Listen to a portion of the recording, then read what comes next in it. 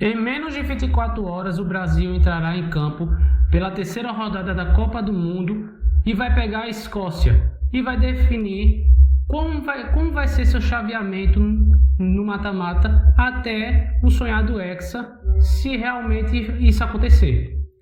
Enfim, mas falando um pouco sobre o adversário de amanhã, a Escócia, a gente sabe pelos resultados do grupo que eles conseguiram perder somente de 1-0 para o bom time do Marrocos e ganhou de 1-0 também do Haiti, sendo que o Brasil meteu 3-0 no Haiti, sendo que muita gente questionou o futebol do Brasil, tanto quanto o Marrocos e tanto quanto o Haiti. Então, o que a gente pode esperar da Escócia? Será que eles são um time perigoso? Será que é um time letal? Será que os jogadores deles, eles têm algum jogador que assusta a seleção brasileira? Algum craque mundial? É isso que a gente vai descobrir hoje com o trabalho que eu criei aqui. Mas antes de eu mostrar, de a gente poder trocar uma ideia, bater um papo, eu sei que é chato ter que pedir, mas por favor, gente, deixe seu like, se inscreve no canal para poder me ajudar, para que o YouTube também possa reconhecer o valor do meu trabalho e possa recomendar para pessoas que ainda não conhecem, fechado? Então é isso, sem enrolações, vamos lá com essa linda arte de introdução que vai ser a thumbnail do vídeo, né? O Brasil está em primeiro lugar no grupo, né? Por critério de desempate, o primeiro critério é confronto direto. O Marrocos está com a mesma quantidade de pontos que o Brasil, porém, como tem o empate, vai para o segundo critério de desempate, que é o saldo de gols, e o Brasil está à frente do Marrocos, marcou 2 gols a mais. Enquanto a Escócia está em terceiro lugar, porque ganhou uma partida contra o Haiti e perdeu outra para o Marrocos. O jogo será às 7 da noite, horário de Brasília, e o jogo vai acontecer no estádio de Miami, em Miami, Estados Unidos. A Escócia tem a total 9 participações em Copa, ou seja, é uma quantidade bem generosa de participações em Copas para uma seleção que nunca ganhou o campeonato e nem tem tanta tradição, não é?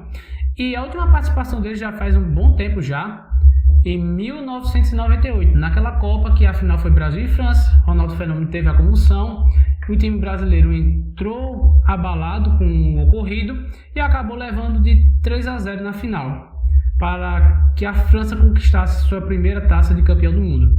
E a melhor campanha deles foi em 1974, caindo na fase de grupos de forma invicta. Olha só que engraçado, os caras não conseguiram cair na fase de grupos sem perder um jogo, né? Mas enfim, né? O técnico deles, Steve Clarke, tem 62 anos e tem talvez um dos trabalhos mais longevos da Copa. Ele está no cargo desde maio de 2018. Então, pelos cálculos aqui, já faz um pouco mais de 8 anos que esse técnico está à frente da seleção escocesa, tá? E em questão ao histórico dele como treinador, não é nada assim de currículo tão pesado assim. Ele começou como auxiliar técnico a sua carreira no banco de reservas em 98, 99. Depois foi coordenador de formação do Chelsea, auxiliar técnico depois, aí auxiliar técnico do West Ham e depois auxiliar técnico do Liverpool. E o primeiro trabalho como comandante de uma equipe foi com o West Bromwich da Inglaterra, um time que oscila muito entre primeira e segunda divisão da Inglaterra nos últimos anos, sendo que a primeira temporada de estreia dele foi na temporada 11-12 e teve até que um trabalho consideravelmente longevo. Ele demorou mais ou menos 1 ano e meio à frente do West Bromwich. E depois ele pegou o Reading, outro time que assim, esse já não frequenta há um bom tempo a Premier League, é um time mais realmente de segunda divisão. Depois disso foi auxiliar técnico do Aston Villa, foi treinador interino do Aston Villa durante uma transição de técnico, né? Ele ficou somente durante 8 dias como um interino do Aston Villa. Treinou depois o Kilmarnock, time da Escócia, até que ele, em 18-19, ele assume a seleção da Escócia. E durante todo esse ciclo, pegando desde o final da Copa de 2022 no Catar até um jogo antes da Copa começar, a Escócia disputou 37 jogos, teve 13 vitórias, 6 empates e 18 derrotas. Ou seja, os caras tiveram mais derrotas do que vitórias, cara, no último ciclo. são 51 gols marcados e 61 gols sofridos. Então, fazendo um saldo de gols, né? No caso, somando e subtraindo um ao outro, são um saldo de gols de menos 10 e um aproveitamento de 40,5% nesse ciclo de Copa do Mundo. Se isso aqui fosse traduzido, para vocês terem uma ideia de quão ruim isso aqui é, se isso aqui fosse traduzido para um campeonato de pontos corridos, o time da Escócia basicamente estaria brigando para não cair. Pois é, então realmente o aproveitamento deles não é nada animador e nem nada de se ajustar. E eles passaram para a Copa em primeiro no seu grupo, o grupo C, passando à frente da Dinamarca, equipe tradicional que nos últimos anos tem disputado Copas do Mundo, só que essa Copa do Mundo em específico ele caiu para a repescagem. Também passou para trás a Grécia e o Belarus, que esse aí também, pelo amor de Deus, é várzea. E está no grupo agora atualmente no Brasil, contra o Brasil, Marrocos e Haiti, como todo mundo já sabe, e está em terceiro lugar com 3 pontos apenas, com uma vitória contra o Haiti e uma derrota contra o Marrocos. E o que esse jogo está valendo tanto para a seleção brasileira, tanto para a seleção da Escócia? A seleção brasileira entra em campo buscando vencer e de preferência não vencer de qualquer jeito, como por exemplo, por 1-0, o importante é vencer. Não, para o Brasil é importante que não só vença, como vença bem. Por quê? Como eu já tinha adiantado antes, o Marrocos e o Brasil estão assim empatados em primeiro lugar, mas o Brasil está à frente por questão de saldo de gols. Mas só que tem um porém, o Brasil vai enfrentar agora a Escócia que ainda briga por alguma coisa na Copa do Mundo. Ele está brigando com o Brasil pela segunda colocação, depois eu vou explicar a vocês como que a Escócia não tem jeito de terminar em primeiro lugar. Enquanto o Haiti, a pobre coitada da Haiti já está eliminada e vai enfrentar o Marrocos, que precisa de saldo se quiser terminar em primeiro no grupo. A tarefa da seleção brasileira é mais indigesta, é muito mais difícil. E para o Marrocos, assim, realmente vai pegar um time desmotivado e um time muito mais fraco, muito mais inferior tecnicamente, que é o Haiti. Então, no caso, o Brasil e o Marrocos estão nesse embate. Então, para o Brasil, não é só vencer. Para o Brasil é importante que vença e vença de preferência com 2, 3, quantos gols mais conseguir marcar na Escócia seria melhor, porque quanto mais gols, mais difícil será a tarefa para o Marrocos de conseguir tirar o saldo contra a equipe brasileira. E em caso de empate, o Brasil garante ao menos a segunda colocação, já que muito provavelmente o Marrocos vai vencer seu jogo contra o Haiti, é muito difícil que isso não aconteça. O Marrocos vencendo e o Brasil empatando, o Brasil termina em segundo e não poderia ser ultrapassado pela Escócia, porque a Escócia terminaria de qualquer jeito um ponto atrás do Brasil. Agora, se o Brasil perder, o Brasil, de quase certeza, né, considerando que o Marrocos vai vencer seu jogo, o Brasil cairia para terceiro. Por quê? Porque em pontos o Brasil seria passado pela Escócia e o Marrocos vencendo seu jogo também passaria o Brasil. Então o Brasil cairia para terceiro e isso deixaria o Brasil numa situação, numa chave muito mais desfavorável. E pro lado da Escócia, o que é que está valendo o jogo, hein? Uma vitória da Escócia praticamente garante a seleção na segunda colocação do grupo. Então, né, galera, é Rael Mano e eu tô passando aqui durante a edição de vídeo, eu tô nem usando o microfone original que eu uso, para dizer que eu errei nessa parte, que Marrocos e Escócia não tem como empatar, e a Escócia sim pode passar o Marrocos, mas para que isso aconteça, o Marrocos tem que perder ou empatar contra o Haiti, e a Escócia tem que ganhar do Brasil, ou seja, praticamente impossível, porque todo mundo sabe que o Haiti vai ser estraçalhado pelo Marrocos. É isso, recado dado, e me desculpe, eu sou humano. Então, vencendo o Brasil amanhã, eles passam o Brasil em pontos e fica atrás do Marrocos, consegue garantir a segunda colocação, que em teoria levaria a Escócia para uma chave mais fácil. Em caso de empate, a Escócia provavelmente terminaria em terceira colocação. Ainda assim, com esse ponto somado, a classificação para as oitavas segue muito bem encaminhada, porque assim a Escócia terminaria com 4 pontos e 99,9% de chance de qualquer terceiro colocado que terminar com 4 pontos a fase de grupos irá terminar entre os 8 melhores terceiros colocados e avançar para 16 avos de final. Então, para a Escócia, até um empate contra o Brasil seria um ótimo negócio. Agora, uma derrota complicaria totalmente o cenário para a nossa querida seleção escocesa, porque aí terminaria com 3 pontos. Não não garantiria que a Escócia fosse eliminada, porém aumentaria as chances, porque naquele esquema, dependendo de quanto perder para o Brasil e o quanto terminar com saldo de gols, isso pode fazer que ele, mesmo com 3 pontos, mesmo com uma vitória contra o Haiti, eles não consigam ficar entre os 8 melhores terceiros colocados e pode acabar caindo na fase de grupos. Então, para a Escócia, perder não era necessariamente uma eliminação, porém eles não querem assumir risco nenhum de acabar caindo na fase de grupos e ter que secar todos os outros grupos que veriam pela frente depois do jogo contra o Brasil. Agora, se fosse para apontar 3 jogadores que a gente deveria ficar de olho na Escócia, eu consideraria esses 3 aqui os principais e a gente vai passar por cada um deles agora. Começando pelo lateral, Andy Robertson, tem 32 anos de idade, lateral esquerdo e tem 1,78 m de altura. Esse cara já é bastante conhecido pelo público geral, porque durante muitos e muitos anos foi um dos capitães do Liverpool da Inglaterra, um dos principais clubes da Inglaterra, um dos clubes mais tradicionais, por muitos considerado o maior da Inglaterra. Como pode ver, ele começou a sua carreira no Queen's Park Rangers, foi para o Dundee United, depois foi para o Hull City, do Hull City foi para o Liverpool, e do Liverpool ele fez história ficando lá durante quase 10 anos, e agora nessa janela de transferência que ainda não se abriu, mas antes mesmo de abrir, antes da Copa começar, ele acertou sua saída do Liverpool e agora vai para o Tottenham, ser comandado por De Zerbi, tá?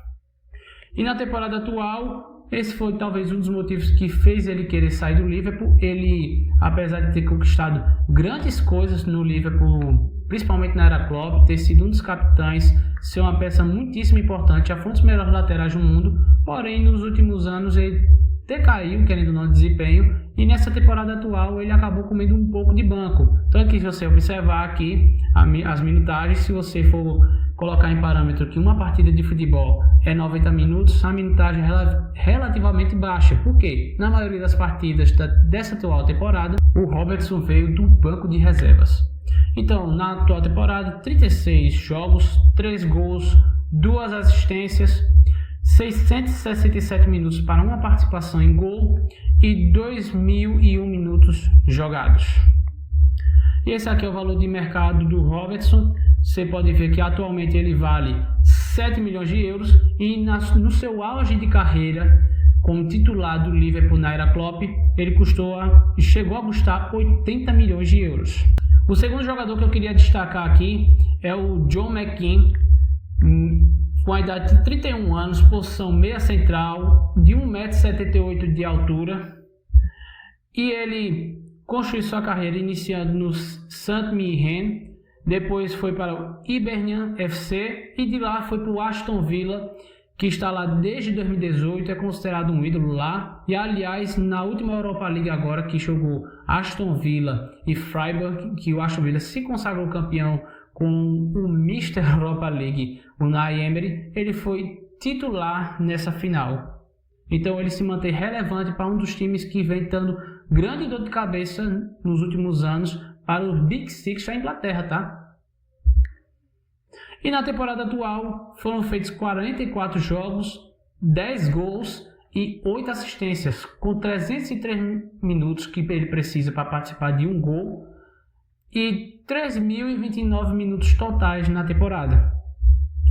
E esse é o valor de mercado. Atualmente ele vale 13 milhões de euros, porém no auge de sua carreira ele chegou a custar 32 milhões de euros, o bom jogador McKean.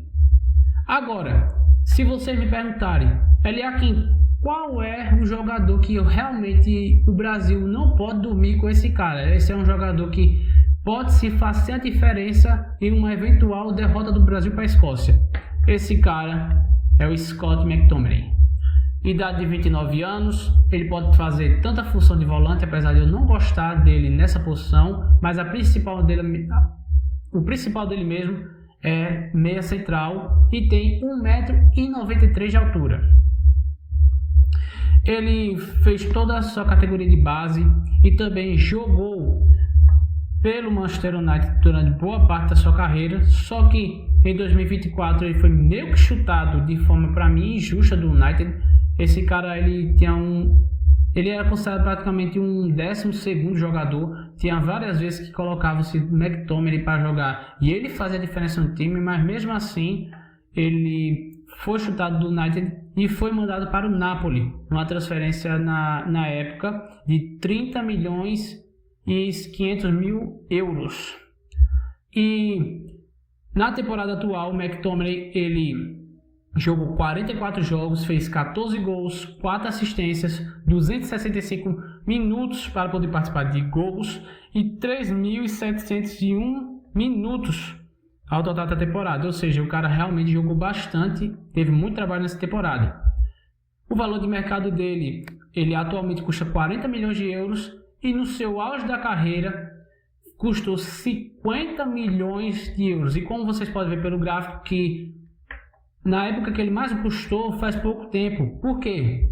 Porque na temporada passada, na temporada 24-25, o cara foi simplesmente o craque do campeonato italiano. Ou seja, ninguém jogou mais bola no campeonato italiano do que o McTominay. Então, se vocês me perguntam se o dinheiro gasto do Napoli nele valeu a pena ou se valeu. Ele nessa temporada que ele foi considerado o craque do campeonato italiano, ele no total da temporada inteira, ele chegou a fazer 2 partidas pelo Manchester United na Premier League, depois foi para a Série A e lá no total da temporada inteira foi 39 jogos, 13 gols e 6 assistências, fazendo total diferença para poder levar a taça do campeonato italiano. Enfim, qual é a forma de jogar do time da Escócia? Nessa Copa ele apresentou 2 formas de jogar, uma contra o Marrocos e outra contra o Haiti. Contra o Marrocos ele jogou com uma formação de 3-5-2, no caso uma formação mais defensiva, de preencher mais o setor defensivo, ou seja, contra as seleções mais fortes eles têm tendência a jogar com uma formação que se retém mais atrás. E é o que provavelmente vai acontecer amanhã no jogo contra o Brasil. A gente não tem certeza, porque a gente não tem informações sobre o que os caras estão fazendo lá, mas ao que tudo indica, essa é a formação que eles vão jogar amanhã contra o Brasil. E a outra apresentada foi contra o jogo contra o Haiti. É o que eles praticamente seguem contra um adversário mais fraco, um adversário mais frágil, que é o que eles deixam uma linha de 2 linhas de 4 e uma de 2 lá na frente, para poder povoar mais o meio de campo e tentar controlar mais o jogo.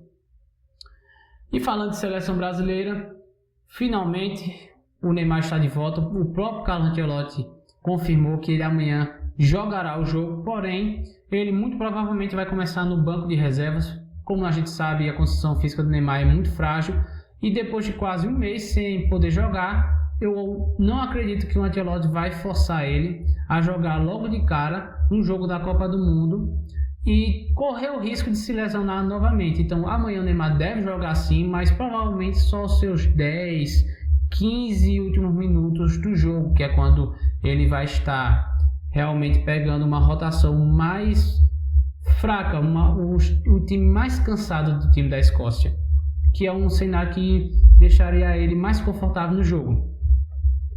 Já um desfalque importante para quem já assistiu meu último vídeo sabe, o Rafinha se lesionou, muito provavelmente não jogará mais essa Copa do Mundo pelo Brasil, e ao que tudo indica, quem vai substituir ele no lugar será o Luiz Henrique. E eu concordo, porque no caso a disputa estaria entre o Luiz Henrique e o Ryan, mas pegando o contexto e considerando que provavelmente a Escócia jogará mais retrancada, provavelmente tentando fazer um jogo mais vertical de contra-ataque contra o Brasil, a gente vai precisar de uma característica que quebre linhas, uma característica que seja boa em improviso, que tente inventar um drible para poder quebrar os marcadores, para a gente forçar por exemplo, uma marcação dupla, para poder abrir trechos, caminhos para que o Brasil possa se infiltrar na área, por exemplo, da Escócia. E eu acho que o Luiz Henrique cumpre esse papel melhor do que o Ryan. O Ryan ele é um jogador mais de força, um jogador mais de transição, que vai ganhar duelos aéreos com mais facilidade que o Luiz Henrique, que vai ganhar mais encontros de corpo do que o Luiz Henrique. mas ele não é um cara consideravelmente driblador, um cara tão habilidoso assim como o Luiz Henrique é. Então, se isso realmente acontecer, é o que eu acho assim realmente mais coeso. Então, considerando tudo isso, a provável escalação do Brasil amanhã, claro, mas não são fontes confirmáveis, não são fontes assim certeiras, mas é o que muito provavelmente pode acontecer. Alisson, Danilo do Flamengo ganhou realmente a posição de Banhas depois da estreia assim muito insegura dele. Marquinhos e Gabriel Magalhães, dupla de zaga indiscutivelmente titular, e Douglas Santos, o operário da bola que vem mostrando muita segurança na lateral. Casemiro, Bruno Guimarães e Paquetá fazendo a trinca do meio de campo, e Vinícius Júnior, nosso por enquanto disparado melhor jogador da Copa, Matheus Cunha, que vem de uma ótima partida contra o Haiti, e o nosso Pantera Luiz Henrique fazendo nossa ponta direita no lugar do Rafinha. E no histórico de confronto entre Brasil e Escócia, quem será que leva melhor? E se você gosta de se agarrar a estatísticas, gosta de se agarrar a qualquer coisa para poder ficar menos ansioso, saiba que o Brasil leva ampla vantagem historicamente contra a Escócia. São 10 jogos, 8 vitórias do Brasil e apenas 2 empates. Agora, para analisar, para uma seleção europeia até tem uma certa quantidade considerável de jogos contra o Brasil. Mas enfim, e nesses 10 jogos são 16 gols marcados pela seleção brasileira e apenas 3 sofridos. Então, o retrospecto, olhando para esse lado, é muito animador para o jogo de amanhã. O último confronto entre Brasil e Escócia foi em 2011, já faz 15 anos, um pouco mais de 15 anos, porque foi no dia 27 de março, e naquela partida que foi realizada, o Neymar decidiu o jogo marcando 2 gols, entre eles um de pênalti. E a maior goleada que o Brasil já aplicou nesse confronto foi na Copa do Mundo de 82, naquela seleção mágica que para muitos merecia ter ganhado aquela Copa, estrelado por muitos dos melhores jogadores que o Brasil já produziu em toda a sua história, que teve gols de Zico, Oscar, Éder e o grandiosíssimo Falcão. E o gol de honra com o descontado da Escócia foi de David Nery. Mas enfim, de tudo isso, para mim não vai ser realmente como nenhum jogo de Copa é um jogo fácil, vai ser um jogo nervoso, porque esse jogo não é só ganhar, tem que ganhar bem, de preferência da Escócia, e a Escócia é consideravelmente melhor do que o Haiti, principalmente falando de individual, ao contrário do Haiti, que tinha jogadores que jogam em alto nível na Europa, porém não em grandes clubes, não são jogadores que chamam tanta atenção assim. A Escócia tem isso sim, eles têm o bom meia, um ídolo no time do Aston Villa, atual campeão da Europa League. Eles têm o Robertson, que é um dos maiores laterais da história da Premier League, ídolo da era Klopp, lateral titular absoluto no time dele. E o McTominay, que se não for o melhor meia do campeonato italiano atualmente, é um dos melhores. Então, pelo menos no individual, a Escócia vai dar mais trabalho sim ao time do Brasil. Mas mesmo assim, para mim, meu palpite para a partida, quem viu o último vídeo de análise de jogo, pré-jogo do Brasil, sabe que eu acertei o último palpite que eu dei de Brasil e Haiti. Eu disse que era 3-0 e realmente terminou assim. E para mim, a minha aposta nesse jogo agora será de 2-0 Brasil, com 65% de chance do Brasil ganhar contra 35% da Escócia. Que nem eu disse, para mim não será um jogo assim que o Brasil irá ganhar de qualquer jeito, mas também não acho que vai ser uma partida que a Escócia irá dominar o Brasil. O Brasil tem total condições de vencer esse jogo contra a Escócia e terminar em primeiro no grupo.